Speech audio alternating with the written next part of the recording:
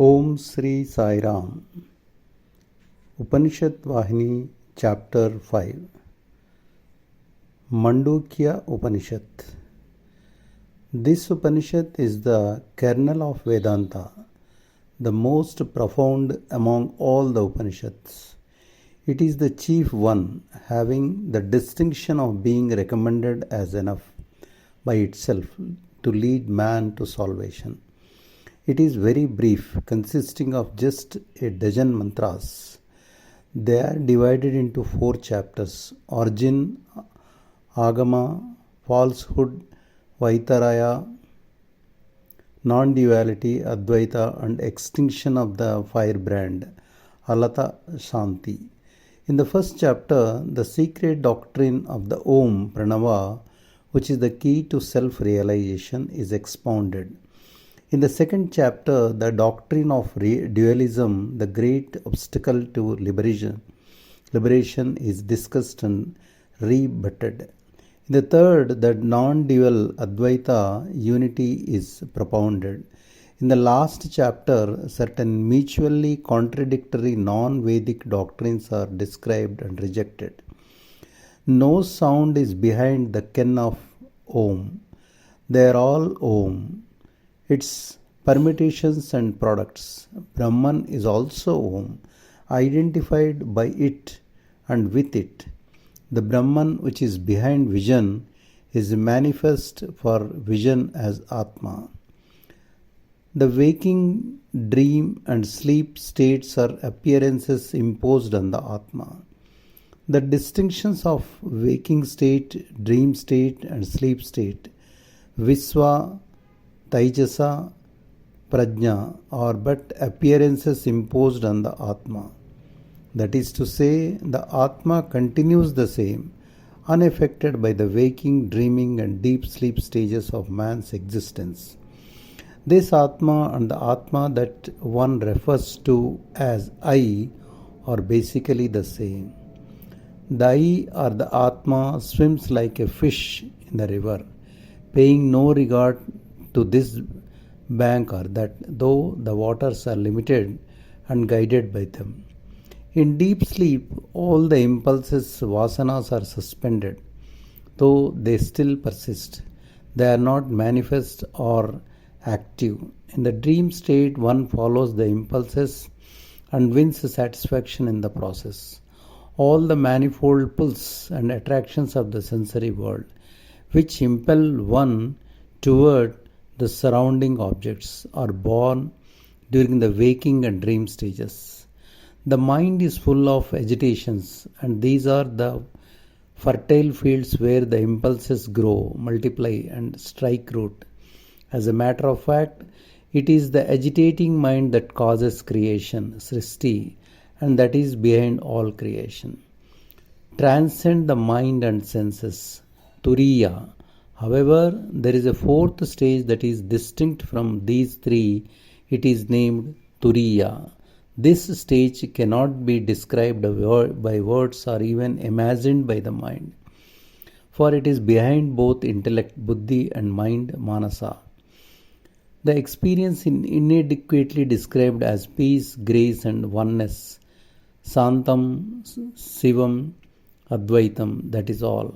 The mental agitations are stilled, so there is no more mind. It is the conquest of the mind, its negation, the mindless stage. What a victory it is! For in deep sleep the mind is latent, while dreaming the mind is restless with agitations, and in the waking stage it is active and motivating. In all three stages, truth remains unknown. The objective world is but a delusion of the agitated mind, the superimposition of the rope of a non-existent snake. The world is not born, nor does it die. It is born when you are ignorant, and dies when you become wise. Om is the symbol of the supreme Atmic principle. The Om of the Omkara, representing the stages of waking, dreaming, and deep sleep existence, each have a particular role in spiritual practice. Worship which A emphasizes more makes one realize all desires. If U is concentrated upon, spiritual wisdom increases. If if M is specially dwelt upon in the worship, the final merging of the soul in the Supreme is effected. The worshipper of Atma, Pranava, will also earn knowledge of the truth of the world and creation. Therefore, the worshipper of the Atma draws to themselves the reverence of all. The A, U, and M proceed from one to the other in the Om and finally merge in the letterless resonance, which thins out into silence. That is a symbol of the peace, Shanti, the auspicious Shiva, and the non-dual Advaita, the merging of the individualized soul in the universal after shedding the limiting particulars of name and form. This is not all. Gaudapada commentary on this Upanishad verses 24-29 praise the Om as the cause of creation. It is extolled as quenching all grief. Why? One who ruminates on the Atma, ever aware of its significance, can steadily move on to an awareness of the real behind all this unreal appearance of the supreme Atmic principle, Param Atma Tattva itself. Brahman is the cause of all causes, never an effect. In the first section of the commentary, the non-dual Advaitic uniqueness of the Atma is established in a general way. In the second, as has been said, the positing of the two entities, God and the world, is shown as empty and evanescent. In the section called specifically non-dualism Advaita, the doctrine is established by arguments and affirmations. At first, the world was latent and unmanifest. The creator Brahman is himself an effect. So, reflection of the effect will not lead man to the source of all things. The Brahma revealed in this Upanishad is not the effect. It is the primal cause. It is neither born nor limited. It is not broken into all this many. The Atma is like ether, Akasa, all pervasive. It may seem enclosed in certain limits, like a pot or a room, or it may be spoken as unindividualized, but there is no truth to that limitation. The body is also like the pot, which for all appearances limits the sky enclosed in it. There is no innate distinction between the sky in the pot and the sky outside. Take away the limiting factor, and they are one. When the body is destroyed, the individual soul Jivi merges with the universal Paramatma. The limitation appears to qualify the Atma, but the Atma is the highest Atma, Paramatma itself. The individual soul can never be considered a limb or an adoption of the highest Atma. Non-dualism is the highest truth. The birth and death of individual souls, Jivis, and their wanderings in space and from one world to another are all unreal. It is appearance, not reality. Go deeply into the matter, you will find that duality, Dvaita, or appearance is not opposed to non-duality, the substratum. The opposition is between various dualistic religions and schools of thought. For the non-dualist, all is Supreme Brahman, Parabrahman. So no opposition is known. For the dualist, there is always the atmosphere of attachment and pride and hate. For where there are two, there is also fear, attachment, all the consequent passions. Non-dualism is the highest truth.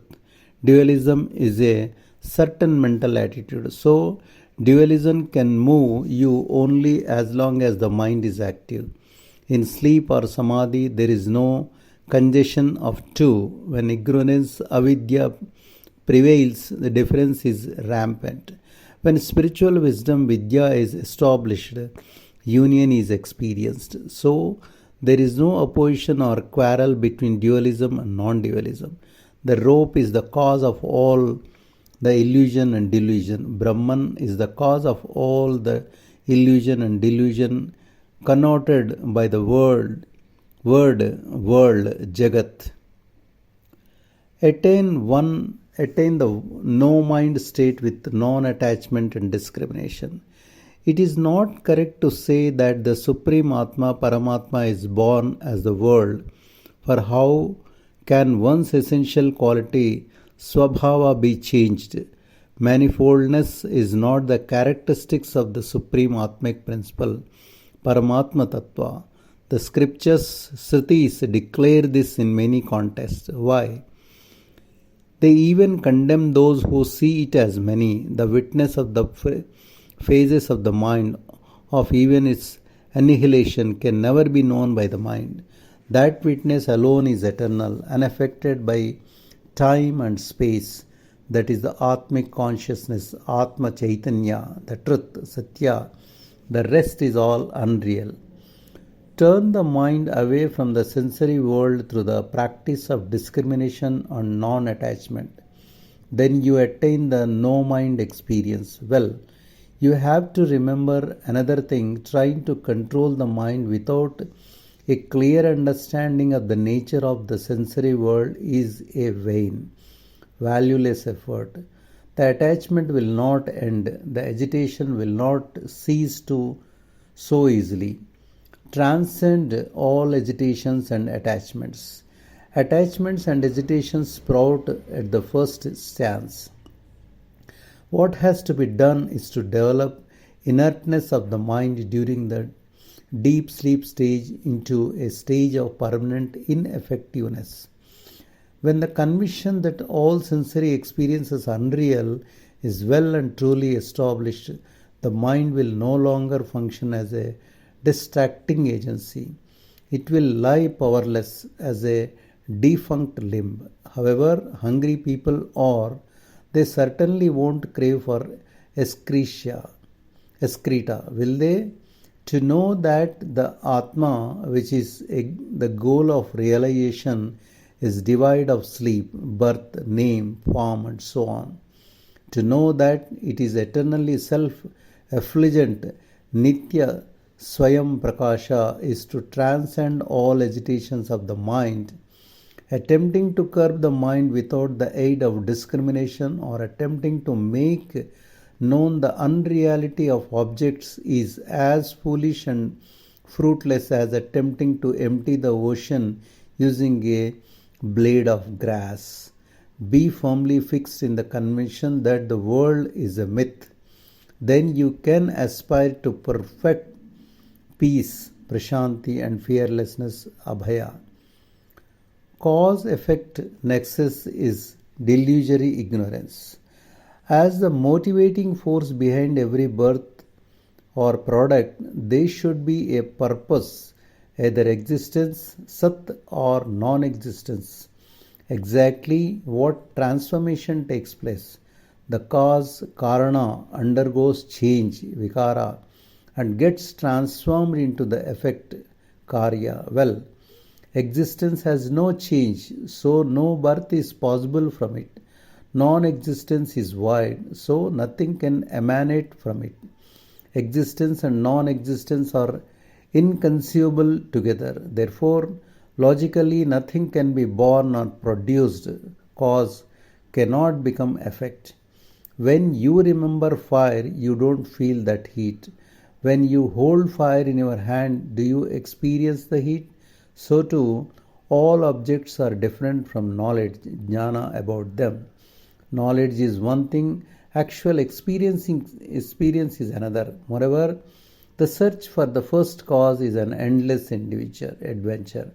Even in the complete absence of the snake, one sees it in the rope. It is all a figment of the imagination. In dreams with nothing concrete, all the joy and sorrow of manifoldness are undergone. For the machinations and inference of the mind, No basis or explanation is needed. Irresponsible inferences about the unreal world will pester the mind as long as the illumination of truth is absent. The clasping of delusion is the fate of those who are steeped in ignorance, avidya or ajnana. This Upanishad declares in unambiguous terms that existence, Sat, can never be the cause for the effect, Karya, namely non-existence. The external world is created by own subconscious mind, Chitta, like smoke emanating from a burning incense stick. Everything is appearance, a superimposition, an appartation, something mistaken to be there but really non-existence. The atmosphere of ignorance, ajnana, is the fertile field for their birth and multiplication. Worldly illusion, which has the dual characteristics of evolution, of origin and ruin, is the fruit of this mistake. Transcend pulsating consciousness, which is the cause of creation. Since the Supreme Atma Paramatma is the whole being, Sarvatma, Swarupa, no possibility of cause effect or wish fulfillment or purpose product appears in it. For one who has had the vision of Atma, all is Atma. The illusion infected, Maya infected seed will sprout into an illusion infected tree. Both are false and fleeting. So too, both the birth and the death of the individual jivi are false. They are mere words signifying nothing. The things seen in dreams are not distinct from the dreamer. Are they? They may appear as different and as outside of the dreamer, but really they are part of the dreamer, arising out of their own consciousness. One who is the witness has no beginning or end. That one is not bound by duties or obligations, right or wrong. To know this and to get firm in that knowledge is to attain liberation from the shackles. It is the quavering of the consciousness, chitta, that causes things to originate. Pulsating consciousness is the cause of creation. Contemplate on this and reach up to the union stage, turiya of consciousness. Then name, form, object and being, nama, rupa, vastu and bhava all get merged in the one all-pervasive, all-inclusive Atma. This Upanishad teaches man the essential philosophy in the briefest term. It does not refer in the least of activity, karma, or kindred subjects. It concerns itself purely with the science of the Atmic principle, Atma Tattva. Jai Sai Ram.